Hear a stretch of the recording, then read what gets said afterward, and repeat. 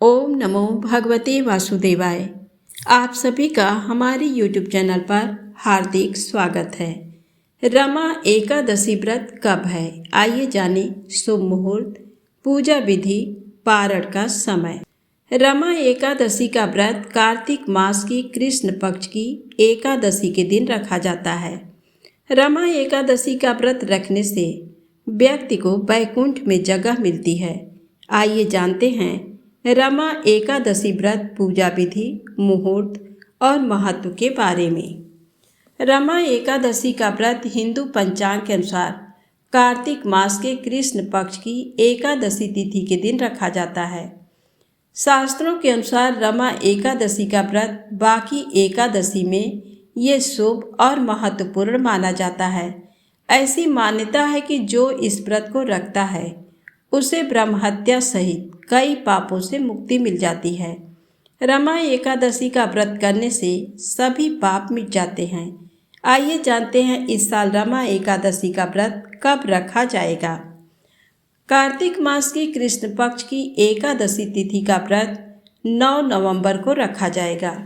एकादशी तिथि का प्रारंभ 8 नवंबर को सुबह 8:23 पर होगा और 9 नवंबर को सुबह 10:41 पर इसका समापन होगा। एकादशी उदया तिथि में होने के कारण रमा एकादशी का व्रत 9 नवंबर को रखा जाएगा। इसी के साथ व्रत का पारण 10 नवंबर को सुबह 6:39 से लेकर 8:50 के बीच करना शुभ रहने वाला है। रमा एकादशी के दिन सुबह स्नान आदि करने के बाद भगवान विष्णु की प्रतिमा मंदिर में स्थापित करें। यदि आपके पास पहले से ही प्रतिमा है तो भगवान विष्णु का गंगा जल से अभिषेक कराएं। इसके बाद व्रत का संकल्प लें। भगवान विष्णु की पूजा पूरे विधि विधान के साथ करें। भगवान विष्णु को धूप दीप नैवेद्य पुष्प अर्पित करें। विष्णु सहस्त्र नाम का पाठ करें। साथ ही रमा एकादशी की व्रत कथा अवश्य पढ़ें या सुनें। अंत में द्वादशी के दिन ब्राह्मणों को भोजन कराकर और दान देकर आशीर्वाद प्राप्त करें। पद्म पुराण के अनुसार जो व्यक्ति रमा एकादशी का व्रत करता है उससे भगवान विष्णु प्रसन्न होते हैं और उसे वैकुंठ की प्राप्ति होती है। साथ ही रमा एकादशी के व्रत रखने से व्यक्ति को सभी तरह के पापों से मुक्ति मिलती है। साथ ही इस दिन माता लक्ष्मी की पूजा अवश्य करें। तुलसी माता के पास दीपक जलाएं। इससे माता लक्ष्मी की विशेष कृपा प्राप्त होती है। अब आइए सुने रमा एकादशी व्रत की पौराणिक कथा। एक बार धर्मराज युधिष्ठिर कहने लगे कि हे भगवान, कार्तिक माह के कृष्ण पक्ष की एकादशी के विषय में बतलाइए। इस एकादशी का क्या नाम है तथा इसके व्रत का क्या विधान है, इसकी विधि क्या है, इसका व्रत करने से किस फल की प्राप्ति होती है, कृपया ये सब विधान पूर्वक कहिए। भगवान श्री कृष्ण बोले, कार्तिक माह के कृष्ण पक्ष में दीपावली के 4 दिन पहले आने वाली इस एकादशी को लक्ष्मी जी के नाम पर रमा एकादशी कहा जाता है। इसे पुण्यदायिनी एकादशी के नाम से भी जाना जाता है। इसके प्रभाव से ब्रह्महत्या जैसे महापाप भी दूर हो जाते हैं। ये बड़े बड़े पापों का नाश करने वाली है। इसका महात्म्य मैं तुमसे कहता हूँ, ध्यान पूर्वक सुनो। हे राजन, प्राचीन काल में मुचकुंद नाम के एक राजा थे। उसकी इंद्र के साथ मित्रता थी और साथ ही यम, कुबेर, वरुण और विभीषण भी उसके मित्र थे। ये राजा बड़ा धर्मात्मा, विष्णु भक्त और न्याय के साथ राज्य करता था। उस राजा की एक कन्या थी जिसका नाम चंद्रभागा था। उस कन्या का विवाह चंद्रसेन के पुत्र शोभन के साथ हुआ था। एक समय वह शोभन ससुराल आया। उन्हीं दिनों जल्दी ही रमा एकादशी भी आने वाली थी। जब व्रत का दिन समीप आ गया तो चंद्रभागा के मन में अत्यंत सोच उत्पन्न हुआ कि मेरे पति अत्यंत दुर्बल हैं और मेरे पिता की आज्ञा अति कठोर है। 10वीं को राजा ने ढोल बजवाकर सारे राज्य में ये घोषणा करवा दी कि एकादशी को भोजन नहीं करना चाहिए। ढोल की घोषणा सुनते ही शोभन को अत्यंत चिंता हुई और अपनी पत्नी से कहा कि हे प्रिय, अब क्या करना चाहिए? मैं किसी प्रकार भी भूख सहन नहीं कर सकूंगा। ऐसा उपाय बतलाओ कि जिससे मेरे प्राण बच सके, अन्यथा मेरे प्राण अवश्य चले जाएंगे। चंद्रभागा कहने लगी कि हे स्वामी, मेरे पिता के राज्य में एकादशी के दिन कोई भी भोजन नहीं करता। हाथी, घोड़ा, ऊंट, बिल्ली, गौ आदि भी तृण, अन्न, जल आदि ग्रहण नहीं कर सकते। फिर मनुष्य का तो कहना ही क्या है। यदि आप भोजन करना चाहते हैं तो किसी दूसरे स्थान पर चले जाइए, क्योंकि यदि आप यहीं रहना चाहते हैं तो आपको अवश्य व्रत करना पड़ेगा। ऐसा सुनकर शोभन कहने लगा कि हे प्रिय, मैं अवश्य व्रत करूँगा। जो भाग्य में होगा वह देखा जाएगा। इस प्रकार से विचार कर शोभन ने व्रत रख लिया और वह भूख व प्यास से अत्यंत पीड़ित होने लगा। जब सूर्य नारायण अस्त हो गए और रात्रि को जागरण का समय आया, जो वैष्णव को अत्यंत हर्ष देने वाला था, परंतु शोभन के लिए अत्यंत दुखदायी हुआ। प्रातःकाल होते शोभन के प्राण निकल गए।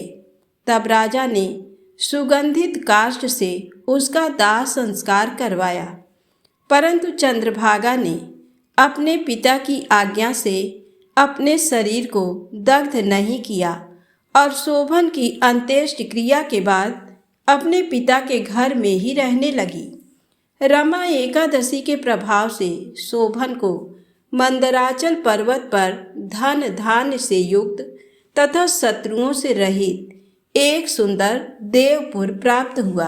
वह अत्यंत सुंदर रत्न और वैदूर्य मणि जटित स्वर्ण के खंभों पर निर्मित अनेक प्रकार की स्फटिक मणियों से सुशोभित भवन में बहुमूल्य वस्त्राभूषणों तथा छत्र व चमर से विभूषित गंधर्व और अप्सराओं से युक्त सिंहासन पर आरूढ़ ऐसा शोभायमान होता था मानो दूसरा इंद्र विराजमान हो। एक समय मुचकुंद नगर में रहने वाले एक सोम शर्मा नामक ब्राह्मण तीर्थ यात्रा करता हुआ घूमता घूमता उधर जा निकला और उसने शोभन को पहचाना कि ये तो राजा का जमाई शोभन है। उसके निकट गया। शोभन भी उसे पहचान कर अपने आसन से उठकर उसके पास आया और प्रणाम आदि करके कुशल प्रश्न किया। ब्राह्मण ने कहा कि राजा मुचकुंद और आपकी पत्नी कुशल से हैं। नगर में भी सब प्रकार से कुशल है, परंतु हे राजन, हमें आश्चर्य हो रहा है। आप अपना वृत्तांत कहिए कि ऐसा सुंदर नगर जो ना कभी देखा ना सुना, आपको कैसे प्राप्त हुआ। तब शोभन बोला कि कार्तिक कृष्ण की रमा एकादशी का व्रत करने से मुझे ये नगर प्राप्त हुआ, परंतु ये अस्थिर है। ये स्थिर हो जाए ऐसा उपाय कीजिए। ब्राह्मण कहने लगा कि हे राजन, ये स्थिर क्यों नहीं है और कैसे स्थिर हो सकता है, आप बताइए, फिर मैं अवश्य में वह उपाय करूँगा। मेरी इस बात को आप मिथ्या ना समझिए। शोभन ने कहा कि मैंने इस व्रत को श्रद्धा रहित होकर किया है, अतः ये सब कुछ अस्थिर है। यदि आप मुचकुंद की कन्या चंद्रभागा को ये सब वृत्तांत कहें तो ये स्थिर हो सकता है। ऐसा सुनकर उस श्रेष्ठ ब्राह्मण ने अपने नगर लौटकर चंद्रभागा से सब वृत्तांत कह सुनाया। ब्राह्मण के वचन सुनकर चंद्रभागा बड़ी प्रसन्नता से ब्राह्मण से कहने लगी, हे ब्राह्मण, ये सब बातें आपने प्रत्यक्ष देखी हैं या स्वप्न की बातें कर रहे हैं। ब्राह्मण कहने लगा कि हे पुत्री, मैंने महावन में तुम्हारे पति को प्रत्यक्ष देखा है, साथ ही किसी से विजय ना हो ऐसा देवताओं के नगर के समान उनका नगर भी देखा है। उन्होंने ये भी कहा कि ये स्थिर नहीं है, किस प्रकार वह स्थिर रह सके सो उपाय करना चाहिए। चंद्रभागा कहने लगी, हे विप्र, तुम मुझे वहाँ ले चलो। मुझे पतिदेव के दर्शन की तीव्र लालसा है। मैं अपने किए हुए पुण्य से उस नगर को स्थिर बना दूंगी। आप ऐसा कार्य कीजिए जिससे उनका हमारा संयोग हो, क्योंकि वियोगी को मिला देना महान पुण्य है। सोम शर्मा ये बात सुनकर चंद्रभागा को लेकर मंदराचल पर्वत के समीप वामदेव ऋषि के आश्रम पर गया। वामदेव जी ने सारी बात सुनकर वेद मंत्रों के उच्चारण से चंद्रभागा का अभिषेक कर दिया। तब ऋषि के मंत्र के प्रभाव और एकादशी के व्रत से चंद्रभागा का शरीर दिव्य हो गया और वह दिव्य गति को प्राप्त हुई। इसके बाद बड़ी प्रसन्नता के साथ अपने पति के निकट गई। अपनी प्रिय पत्नी को आते देखकर शोभन अति प्रसन्न हुआ और उसे बुलाकर अपनी बाईं तरफ बिठा लिया। चंद्रभागा कहने लगी कि हे प्राणनाथ, आप मेरे पुण्य को ग्रहण कीजिए। अपने पिता के घर जब मैं 8 वर्ष की थी तब से विधि पूर्वक एकादशी के व्रत को श्रद्धा पूर्वक करती आ रही हूँ। इस पुण्य के प्रताप से आपका ये नगर स्थिर हो जाएगा तथा समस्त कर्मों से युक्त होकर प्रलय के अंत तक रहेगा। इस प्रकार चंद्रभागा ने दिव्य आभूषणों और वस्त्रों से सुसज्जित होकर अपने पति के साथ आनंद पूर्वक रहने लगी। हे राजन, ये मैंने रमा एकादशी का महात्म कहा है। जो मनुष्य इस व्रत को करते हैं उनके ब्रह्म हत्या आदि समस्त पाप नष्ट हो जाते हैं। कृष्ण पक्ष और शुक्ल पक्ष दोनों ही एकादशियां समान हैं। इनमें कोई भेदभाव नहीं है, दोनों समान फल देती हैं। जो मनुष्य इस महात्म को पढ़ते अथवा सुनते हैं वे समस्त पापों से छूटकर विष्णु लोक को प्राप्त होते हैं। तो प्रेम से बोले, श्री हरि विष्णु भगवान की जय हो।